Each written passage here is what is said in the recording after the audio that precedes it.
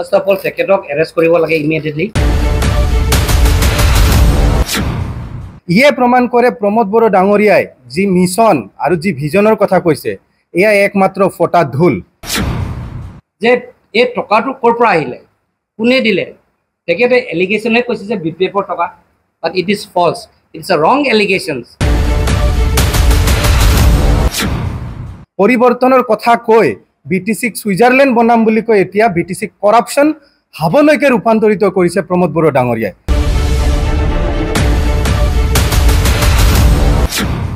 আমি প্ৰে কৰিছো এই ঘটনাৰ ইনভেষ্টিগেশ্যন হ'ব লাগে তেখেতক arrest হ'ব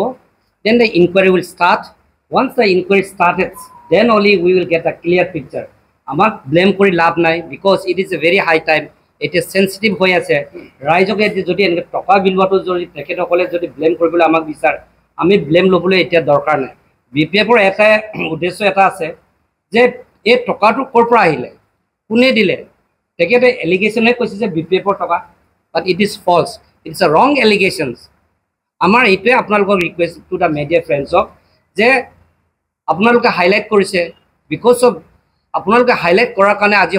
ইণ্টাৰ ইণ্ডিয়া আসামত সকলোৱে দেখি পালে সেইকাৰণে আপোনালোকক আমি থেংক ইউ বুলি জনাব লাগিব we are very grateful and thankful to all the media friends for highlighting such হল গেমৰ কাৰণে আৰু আমাৰ সেইটোৱে request to the election commissioner আমি এইটোৱে নিবেদন কৰিছোঁ we are appealing to the government of Assam and government of India to take necessary action immediately as per the law of the land because he should be book and he should be punished as per the law of the land. যোৱাকালি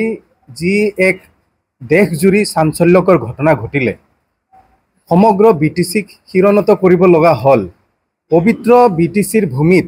UPPL দলৰ কিছুমান অপবিত্ৰ সদস্যই এনেকুৱা কিছুমান কাম কৰিলে যাৰ কাৰণে আমি লজ্জানত হ'বলগীয়া হল হয় এই কাম তেওঁলোকে পুনৰ দুহাৰিলে বেঞ্জামিনৰ যি ঘটনা টকাৰ গাদীৰ ওপৰত ঘুমোৱা ঘটনা খোৱা ঘটনা সেই খবৰ মাৰ নাযাওতে পুনৰাই ইউপিপিএল দলৰ কিছুমান সদস্যই পুনৰাই টকাৰ গাদীৰ ওপৰত যি খোৱা ঘটনা আকৌ ৰিপিট কৰিলে ইয়ে প্ৰমাণ কৰে প্ৰমোদ বড়ো ডাঙৰীয়াই যি মিছন আৰু যি ভিজনৰ কথা কৈছে এয়া একমাত্ৰ ফটা ধুল পৰিৱৰ্তনৰ কথা কৈ বিটিসিক সুইজাৰলেণ্ড বনাম বুলি কৈ এতিয়া বিটিসিক কৰাপশন হাবলৈকে ৰূপান্তৰিত কৰিছে প্ৰমোদ বড়ো ডাঙৰীয়াই এই প্ৰমোদ বড়ো ডাঙৰীয়াই জবাবদিহি হ'ব লাগিব তেওঁ মিডিয়াৰ আগত আহি তেওঁৰ সদস্যসকলে কি ধৰণে এই যে এনে ধৰণে দেশ জুৰি চাঞ্চল্যকৰ ঘটনা কিছুমান কৰিছে তাৰ প্ৰত্যুত্তৰ তেওঁ দিব লাগিব হয় যোৱাকালি যি আপোনাৰ ঘটনা ঘটিছিল ইউপিপিএল দলৰ কিছুমান কৰ্মকৰ্তাই টকাৰ গাদীৰ ওপৰত শুই আছিল তাৰ বাবে বিপিএফ দলৰ পৰা আমি বিহিত ব্যৱস্থা গ্ৰহণ কৰিবৰ বাবে যি আমাৰ ৰিটাৰ্নিং অফিচাৰ আছে তেওঁক আমি সকলোৱে মিলি এটা আমি আমাৰ ফালৰ পৰা পিটিশন সাবমিট কৰিছো আৰু এই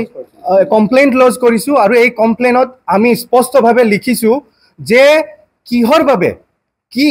কোৰ টকা লৈ ইউপিপিএল দলৰ এই কৰ্মকৰ্তাসকলে এনেকে নিৰ্বাচনৰ আগমুহূৰ্তত ডিসপ্লে কৰিছে তেওঁলোকে প্ৰলোভনৰ ৰাজনীতি কৰিব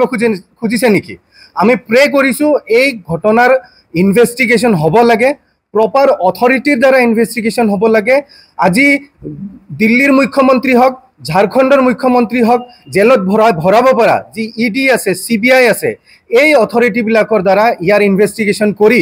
অতি শীঘ্ৰে এই যিসকল লোকে টকাৰ যি প্ৰলোভনৰ ৰাজনীতিৰ দ্বাৰা বিটিসিত এটা পৰিৱেশ সৃষ্টি কৰিব খুজিছে তাৰ ইনভেষ্টিগেশ্যন কৰি ইহঁতক জেলৰ ভিতৰত সোমাব লাগে আমি কৈছো যিসকল ব্যক্তি আছিল আপোনালোকেও দেখিছে মিডিয়াত সমগ্ৰ যি ছবি এই ছবিৰ পৰা স্পষ্টভাৱে যি প্ৰমাণ হয় আজি 27 ফেব্ৰুৱাৰীৰ দিনা তেওঁলোকে প্ৰমোদ বড়ো যি ইউপিপিএল দলৰ প্ৰেসিডেন্ট তেওঁৰ দ্বাৰাই তেওঁলোকে জয়েন কৰিছিল আৰু জয়েন কৰাৰ পিছতে এনেকুৱা ভিডিঅ' আহিছে আৰু এই ব্যক্তিসকল খুব ভালকে আমি চিনি পাইছো তাৰে ভিতৰত আপোনাৰ হল এন্থনি নাৰ্জাৰী আপোনাৰ জন্টি বসুমতাৰী এনেকে কৰি চাৰিজন ব্যক্তিক আৰামসে চিনিব পাৰি আৰু পুলিচে আৰামসে এৰেষ্ট কৰিব পাৰে আমি যি ইলেকশ্যন কমিশ্যন আছে ইলেকশ্যন কমিশ্যন অফ ইণ্ডিয়াকো আমি এই পত্ৰ এই পেটিশন আমি দাখিল কৰিছো আৰু এই পেটিশনত আমি কৈছো যে ইয়াৰ ইনভেষ্টিগেশ্যন হ'ব লাগে আৰু লগতে এই যে গুটেইখিনি টকা যি 2 বেগ টকা 50 টকীয়া 500 টকীয়া নোটৰ বান্ডিল বহুত বান্ডিল একেলগে অনুমান হয় যে 3 কোটি টকাৰ কম টকা নহব দুটা বেগত ভৰ্তি হৈ থকা এই টকাৰ সোৰ্স কি কোৰ পৰা এই টকা আহিল এটো অতি অতি সাধাৰণভাৱে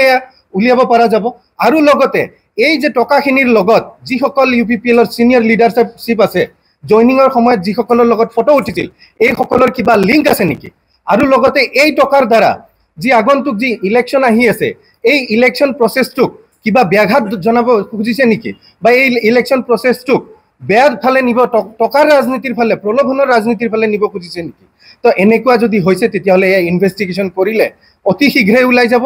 আৰু লগতে যদি এইখিনি কৰা নহয় তেতিয়াহ'লে সমগ্ৰ যি নিৰ্বাচন প্ৰক্ৰিয়া এই নিৰ্বাচন প্ৰক্ৰিয়াৰ ওপৰত যি জেনেৰেল পাব্লিক আছে এই